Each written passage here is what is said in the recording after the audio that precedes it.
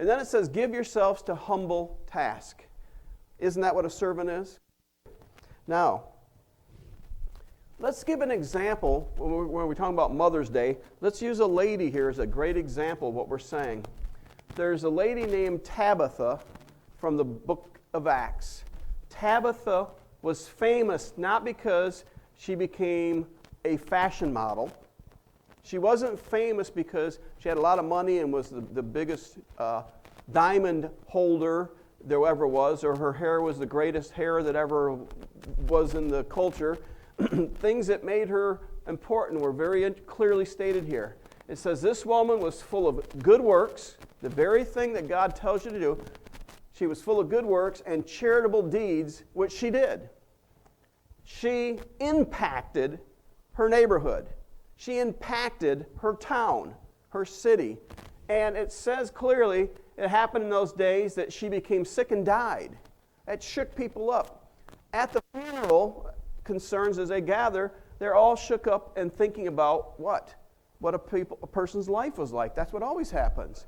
What came to everybody's mind, what made them cry, even though they weren't family, the people were gathered in tears because she did so importantly to the people around her. She did good works and charitable deeds to the point where they felt her absence as a direct attack upon their heart, broke their hearts. That's how important she was. It says that when Peter got there, in fact, it says when they had washed her, they laid her in the upper room. They didn't have funeral homes. That's what they did. They laid them. That's what the funeral was about.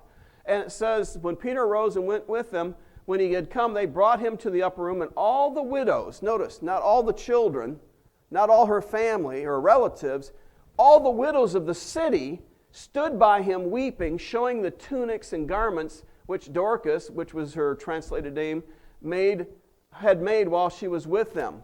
In other words, they didn't bring in stuff that said, here's what she did for her daughter. They were bringing in the clothes, wearing the clothes that she gave them. The widows were saying, this is what Tabitha gave me. This is what Tabitha gave me. She spent her time clothing all the widows of town. What an incredible ministry she had. She was the very thing we're talking about. She was great and considered great because she was servant of all, showing brotherly kindness. She didn't wait for the pastor to tell her what to do. She got busy loving people because God gave her that ministry. Remember, you don't have to wait for other people to do it for you. You need to open up your heart to minister to other people. That's amazing. That fits exactly what we're thinking of when we talk about Mother's Day. Mother's Day, we always think of Proverbs 31, don't we? And we think of Proverbs 31. Now remember, Proverbs 31 is not some kind of hopeful poem that no one ever ascends to, but it's just, that's in other words, it's not an empty ideal. This is literally describing a godly woman who actually exists all over the world. This is really what they're like. Notice what it talks about. First of all, it's in the reference point of a husband and a wife, and then it goes to a mother and all the different areas. Remember what it says, a good woman is hard to find and worth her far more than diamonds.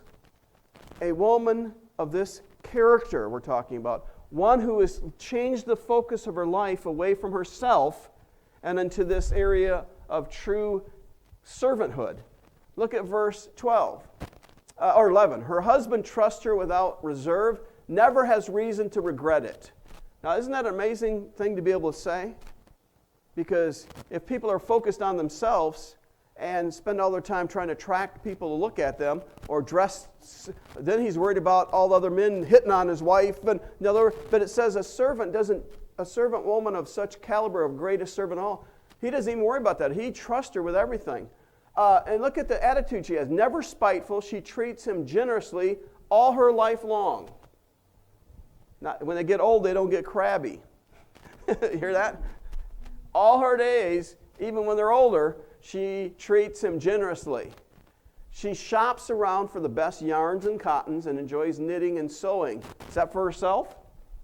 She spends all her time shopping to get the newest handbag for herself, the newest shoes for herself. Notice, she's not spending her focus of getting new fashions for herself all the time. I can't help but think about QVC because I work there.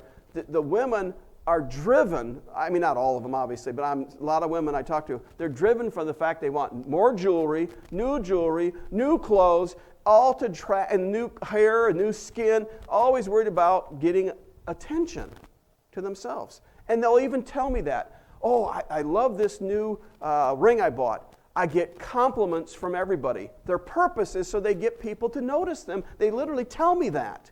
And then they want this other thing because they get so many compliments from people that look at them. They're literally spending their life chasing an empty dream of fame and interest from people. And notice the difference here. God is actually telling you the very opposite. Notice what he says instead. He's looking for a woman. He calls her great if she spends her time shopping, but not for herself. She spends time shopping to help her family. She's like a trading ship that sails to faraway places and brings back exotic surprises. For herself? Well, no, it wouldn't be a surprise. She's bringing surprises back for her family. Notice that. She's up before dawn, preparing breakfast for her family and organizing her day. She's sacrificing for other people. This is why it's such a powerful character he's talking about. She looks over a field, buys it, so she can make money for herself? No. With money she puts aside, plants a garden. First thing in the morning she dresses for work, rolls up her sleeves, eager to get started. She senses the worth of her work, is in no hurry to call it quits for the day. She's skilled in the crafts of home and hearth, diligent in homemaking. She's always sacrificing for others. This makes her so powerful to God's eyes because the greatest among us is those who is servant. Right? That's why God just praises this up and down. If you truly want to be a person that God is excited about, become the greatest servant of all. Become in this church the most wild, crazy servant that you can be so that you wear out everybody with your service to them. You always help them and care for them and sacrifice for them. That makes you a radical believer because God says, yeah, you're getting finally what I've been trying to tell you. You're entering into maturity. You're becoming like God because that's what God's like. Do you understand that God doesn't spend all his time becoming rich? He don't care. He gives it all away. He spends his time sharing his life with his people. Isn't that what it says? That's the whole point. If you're going to be godlike, you become servant of all.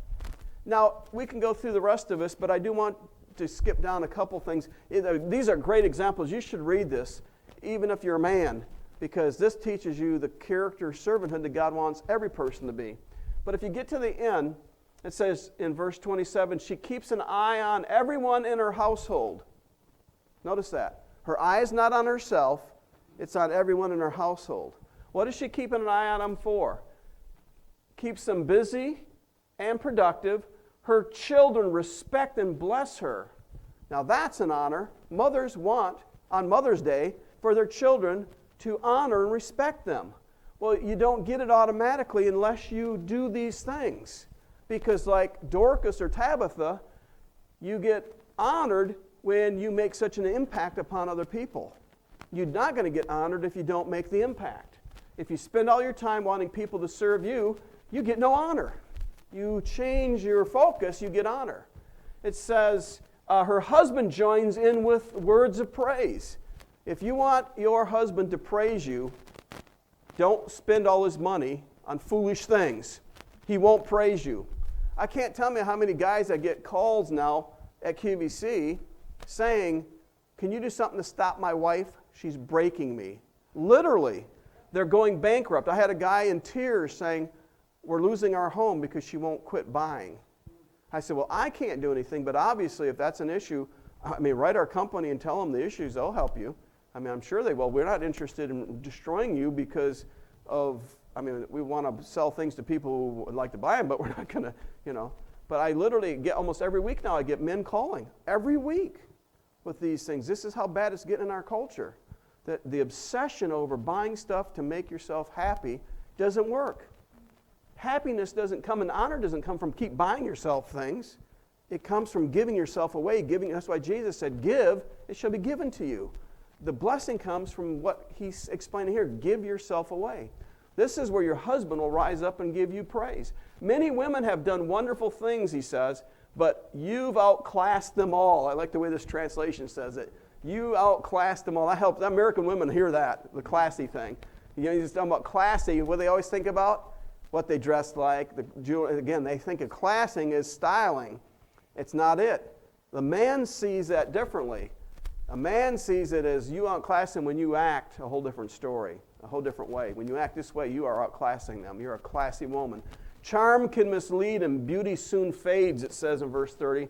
The woman to be admired and praised is the woman who lives in the fear of God.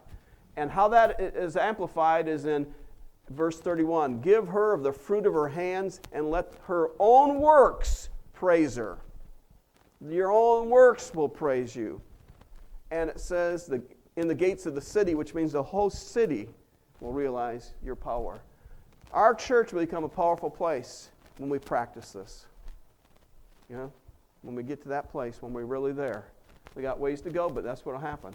Now, let me give you a couple other points before I finish here. Let me give you the example. Now, what it said here, let me apply it from 1 Timothy 2:9. He is talking to different levels of people. It happens to be this portion is dealing with the younger ladies. It says, in like manner also that the women adorn themselves in modest apparel, with propriety and moderation, not with braided hair or gold or pearls or costly clothing. Notice he even spells it out.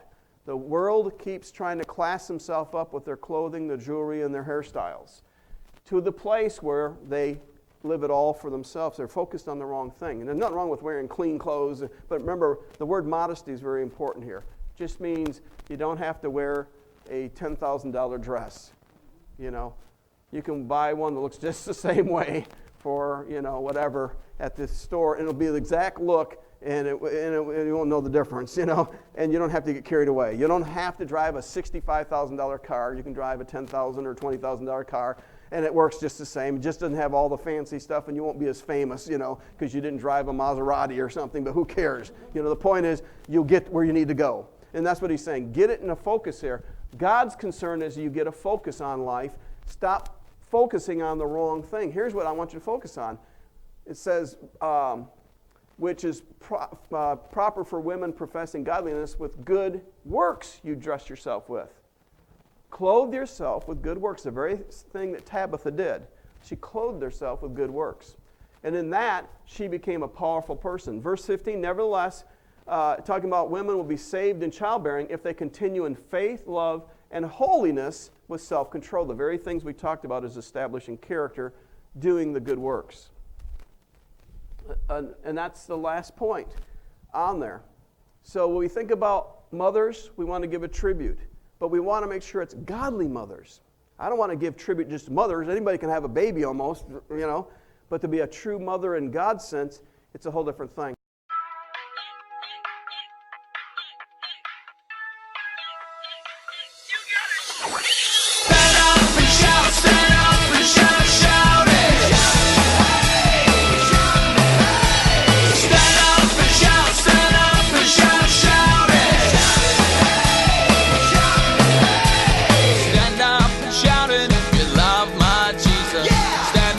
Shout it if